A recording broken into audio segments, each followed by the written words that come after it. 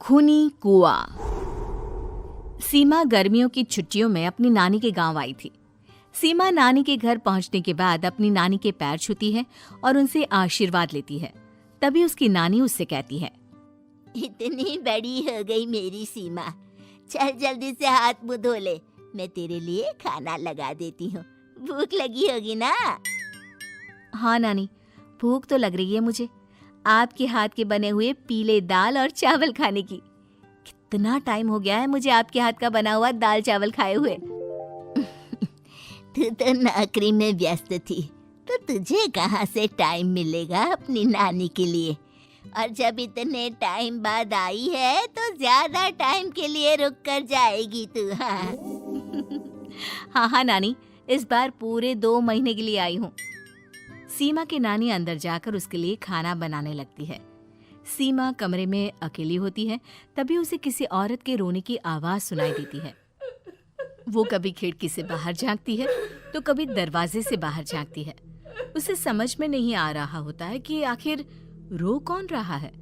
तभी नानी खाना लेकर आ जाती है। वो अपनी नानी से कहती है, नानी, कोई औरत रो रही है क्या?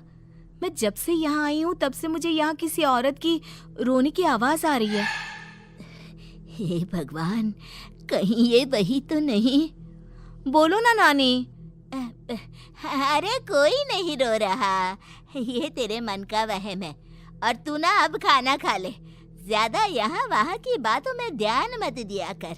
जल्दी से खाना खा और फिर मेरे साथ आ जा मेरे कमरे में, दोनों बैठकर खूब सारी बातें करेंगे। ऐसे ही अगले दिन सीमा अपनी नानी के साथ गांव के बाजार जा रही होती है। उसी रास्ते में फिर से किसी औरत के रोने की आवाज आती है। वो अपनी नानी से कहती है, अरे नानी, क्या सच में तुम्हें अभी भी किसी औरत की रोने की आवाज नहीं सुनाई दे रही? मुझे किसी औरत की बहुत बुरी तरीके से रोने और चीखने की आवाजें आ रही हैं। मैं बहुत परेशान हूँ नानी, आखिर ये कौन है? मुझे लगता है कि सीमा को शहर भेज देना चाहिए, यहाँ रहना उसके लिए ठीक नहीं। नानी बोलो ना, आप चुप क्यों हो जाते हो? सीमा, तू घर चल, मुझे तुझसे बहुत जरूरी बात करनी है। नानी सीमा को घर ले आती है और सीमा से कहती है, सीमा, कल सुबह तू शहर वापस चली जाएगी। अरे अचानक? आखिर क्या बात है नानी, आप मुझे ऐसे जाने को क्यों कह रही हो? मैं बस जो कह रही हूँ उस पर ध्यान दे। तू कल सुबह यहाँ से चली जाएगी, और ये बात मैं कोई मजाक में नहीं बोल रही। तू कल जाएगी तो मतलब जाएगी। अरे नानी, चली जाऊंगी मैं, ठीक है, पर आखिर बात क्या है ये तो बता दो। मम्मी से कोई बात हुई है या फिर मुझसे कोई गलती हुई है जो तुम मुझे अचानक से जाने के लिए बोल रही हो? देख सीमा, रात बहुत हो चुकी है और मुझे इस बारे में कोई बात नहीं करनी। चल, अब चल के मेरे साथ सो जा। सुबह की बस पकड़कर तुझे शहर भी तो जाना है। सीमा को अपनी नानी का ऐसा व्यवहार देखकर बहुत ही अजीब लगता है। उसे कुछ समझ में नहीं आ रहा होता है कि आखिर उसकी नानी उसे अचानक से गांव छोड़कर जाने के लिए क्यों कह रही है। ये सारी बातें सोचते सोचते सीमा की आंख लग जाती है और वो अपनी नानी के साथ सो जाती है। ऐसे ही आधी रात को सीमा को फिर से किसी औरत की रोने की आवाज सुनाई देती है। वो उस औरत की आवाज सुनकर बार बार करवटें बदल रही होती है और तभी उसे सपने में भी एक अजीब सी औरत की परछाई दिखाई देती है, जो इतना चीख चीख कर रो रही होती है कि सीमा डरकर उठ जाती है। वो पूरे पसीने पसीने हो रही होती है। वो अपने आसपास देखती है तो घर में बिल्कुल शांति का माहौल होता है। सीमा घबरा जाती है। वो अपनी नानी को जगाने की कोशिश करती है मगर उसकी नानी नहीं जगती। सीमा को फिर से उस औरत की रोने की आवाज सुनाई देती है। आखिरकार सीमा अपने आप को रोक नहीं पाती और वो घर का दरवाजा खोलकर बाहर निकलती है। आखिर ये माजरा क्या है? आज तो मैं पता करके रहूंगी। अब आवाज का पीछा करते हुए सीमा आधी रात को गांव के चौपाल के पास बने कुएं के पास पहुंच जाती है, जहां कुएं की चारों ओर बेड़ियां लगी होती हैं। उन बेड़ियों में लगे हुए ताले के साथ एक लाल रंग का कपड़ा और माता रानी का कलावा बंधा होता है। उस कुएं में से सीमा को किसी के रोने की आवाज आती है। सीमा परेशान हो जाती है। इस कुएं में कौन है? कौन है यहाँ? सुनो, कौन है? कौन रो रहा है? वो चिल्ला चिल्ला कर पूछती है और साथ ही लोगों को जगाने की कोशिश करती है, मगर किसी को भी उसकी आवाज सुनाई नहीं देती। अब सीमा खुद उस कुएं के पास की बेड़ियों और तालों को खोलने की कोशिश करती है और किसी तरह कुछ देर की मशक्कत के बाद सीमा उसको खोल भी देती है। और जैसे ही वो कुआं खोलकर उसके अंदर झांकती है, सीमा उस कुएं में गिर जाती है। इतने में उसकी नानी की नींद भी खुल जाती है और सीमा को पास ना देखकर नानी परेशान हो जाती है। नानी घबराकर पूरे घर में उसे ढूंढने की कोशिश करती है, जिसके बाद उसकी नानी और सभी लोग उस खूनी कुएं के पास जाते हैं और सीमा की नानी कुएं के पास खड़ी होती है।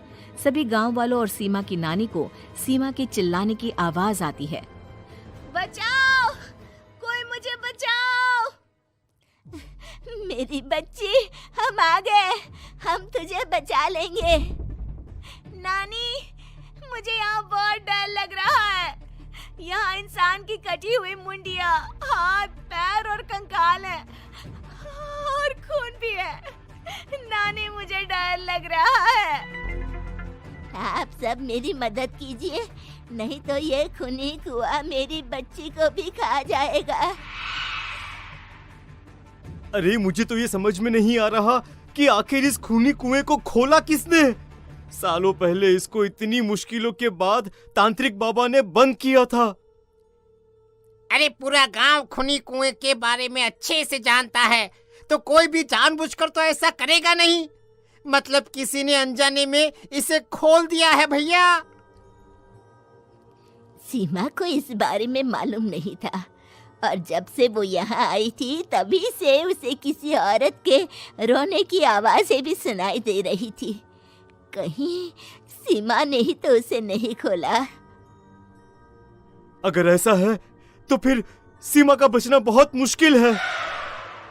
वहीं कुएं के अंदर सीमा रोते हुए बैठी होती है कि उसे आवाज सुनाई देती है जो कुएं के बाहर खड़े गांव वालों में से किसी को सुनाई नहीं देता। आज सालों के बाद मुझे ताजा खून मिलेगा। तेरा खून पीकर आज मैं अपनी प्यास बुझाऊंगा।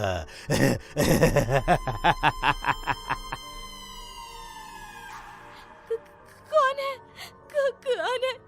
मत मारो प्लीज, मुझे जाने दो प्लीज। मैंने किसी का क्या बिगाड़ा है?